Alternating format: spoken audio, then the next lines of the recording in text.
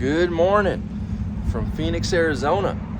It's time to do some commercial junk removal. This morning I'm cleaning up a commercial property. It used to be a cafe and now it is basically going to be sold. So I'm going to go around the property, clean up loose trash, remove furniture that the real estate agent wants to get rid of so that they can get this listed and sold. I'm going to clean it up quite a bit better than it is right now. The homeless people in this area have kind of trashed the parking lot and some of the surrounding outdoor areas, so I'm going to do my best to clean that up as well as clean out some of the interior. After this, I'm going up to Peoria for another commercial junk removal job for a memory care facility. I believe that's what it was, or some kind of community for people that have medical needs related to memory or maybe senior living. So gonna help them out with the furniture removal. Then after that, I'm helping a real estate investor clean out a house up north as well. So I'm gonna take you with me. Hope you enjoy it. Maybe learn something along the way. I'll try to share some gold nuggets throughout it. And if you haven't already, please like and subscribe. It really helps our channel grow. We were attending a training yesterday about YouTube, and they were talking about different things that you can do to feed Google's or YouTube's algorithm. And one of the things they mentioned was just asking, hey, like, subscribe, comment. That really helps the channel grow. So we're about 500 videos in, a year and a half into our YouTube journey, and it's a good time. We enjoy making these videos for you, so we hope you enjoy watching. There's a little tour around the outside, so I'm gonna do my best to scrape some of these weeds off. There's overgrowing in the parking lot. Clean up all this loose trash. It's kind of blown in or piled up from people kind of camping out here, and make it look a whole lot better. Yeah, these Reese's wrappers, whatever this is, I don't know what that is all about, but I've come here before and cleaned up the parking lot, so pretty used to seeing it. Okay, so I'm inside, and any moving around I do sets off an old alarm system, so it's just constant ringing. So I got my earplugs in, and I'm not gonna film a ton in here just for the sake of how loud it is. It's really distracting. So I'm trying to knock it out, take all the perishable stuff still in here, clean out the fridges and freezer, and then get outside, clean up the backyard. This is one of the items the realtor asked to take off the wall. She thought the new owners may not want that as much, but some might. Looks like it's just attached to a Phillips screw, so pull that down. So another one of the things they wanted me to do here was to clean out the fridge. There was almost nothing in it, so that's done. But this freezer, it must have melted at some point and then froze again. Put a glove on, show you what I'm talking about. Check out this bag of mangoes. You see there's ice in here. Oh, okay, cool. Nothing wrong with ice. That's just like frozen water, right? We'll check that out. That's just not ice. I'm thinking this melted, got real nasty and moldy, and then refroze it. Look in the bottom. That can't be good. So checking with the owner, seeing what he wants to do, if it's worth trying to salvage this or not. All right, now I'm on the back side of the property. All this loose furniture and debris needs to go away. Somehow I need to get that down. It's wrapped around razor wire, so we'll see about that. But all this loose stuff, you can tell homeless people have been jumping the fence, getting through the razor wire.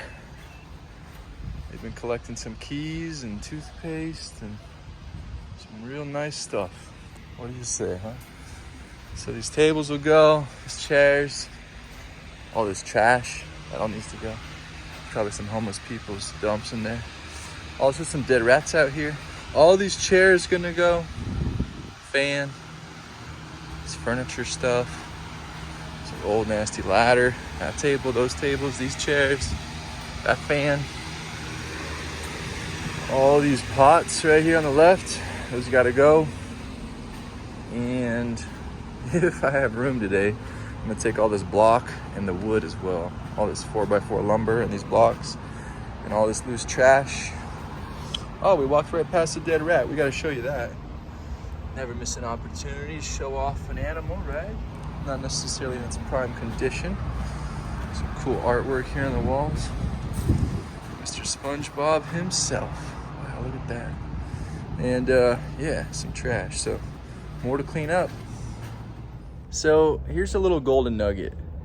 When you are quoting a job based upon pictures, understand it's very likely going to be different once you get there in person.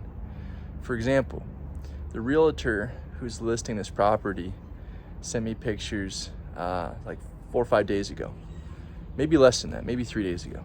And the back area of this property was pretty clean. That wasn't pictured, but this whole area was still organized. There wasn't pillows trashed. This bench wasn't torn apart. There was no huge dumps from homeless people. Well, since those pictures on Monday or Tuesday, that's what's changed. So just know when you're quoting a job, it's very likely going to be different once you arrive. So make sure that you have good communication with the owner or the customer before you start work. It's real important. You negotiate any adjustments or changes to the scope of the project or the budget. Well, here's examples of the kinds of stuff I've been pulling out of here. These big fans, tables, chairs. Obviously I took the freezer, tons of cushions and all sorts of garbage that's been thrown around. So the owner of this property and I had one of those crucial conversations a little bit ago where we redefined our project here. Not only the scope of what I'm hauling away, but also the budget to do so. So what we're gonna end up doing is leaving it how it is right now, coming back on Saturday, finishing it up. I gotta maintain my schedule today. There's other customers that have commitments, and I budgeted enough time for this project based upon the scope that was originally set. So unfortunately, the poop is gonna have to wait till Saturday. Yep, and that tarp, I've been thinking, obviously it's hooked on over there with a carabiner, so I need a ladder to pull that off. And as far as the razor wire goes, goodness, I'm thinking about bringing one of those pool wands where you clean your pool.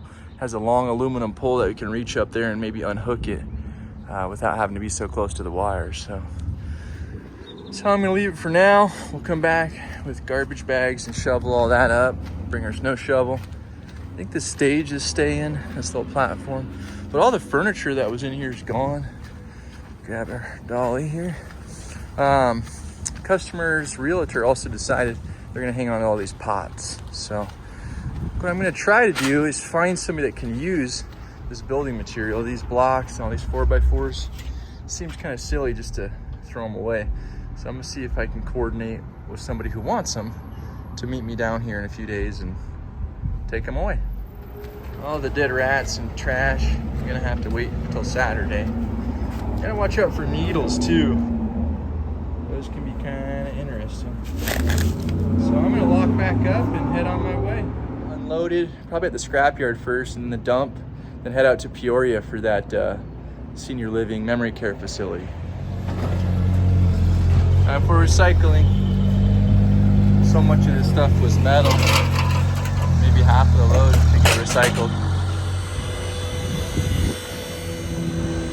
That's my next job. Gonna clean up all this big furniture, help alleviate some of this burden of time and space so that the executive director or the facilities director doesn't have to be so stressed out about their dumpster area and this big furniture and trying to make dump runs. So trying to alleviate some stress, make some space in their dumpster area and not get in trouble with the city of Peoria dumpster solid waste division. So it's all this big furniture, mattresses, box springs, this armoire deal.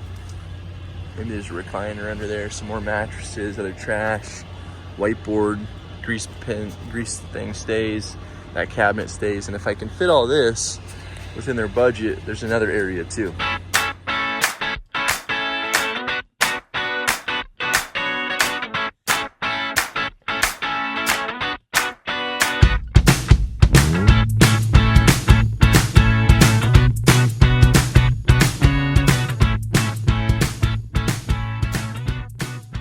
Let's see what else they got out here. All these nice old walkers, man. I bet those got stories to tell. Nice wheelchair seat. All of these should be able to be donated, unless they're broken, which I'm not an inspector, but these armoires look heavy. I already got one in there, I'm pretty sure. These little toilets. So they wanted to stay within a budget. I'm doing my best to work with them on that. I'm definitely at the limit right now, but I'm feeling generous and want to help. So I'm gonna see how much of this I can take off their hands. So I ended up filling up the trailer. It's like 95% full, but this guy is so happy, so thankful. So I believe we just made a friend, right? What's the point of being in business, right? You build relationships, you make new friends, you take good care of people, they pay you fair, and you stick around, and you do a good job, and you get referred, and that was a good deal there. Good pickup. It's a good feeling when it's a win-win-win, right? So now I'm heading to the landfill, get rid of all this stuff, and then over to a real estate investor's house in Peoria. It's like South Peoria though, almost really close to the landfill actually. And we'll see what he wants me to pull out of his garage. And hopefully I can get to my dentist appointment by 5 and get these coffee stains washed off.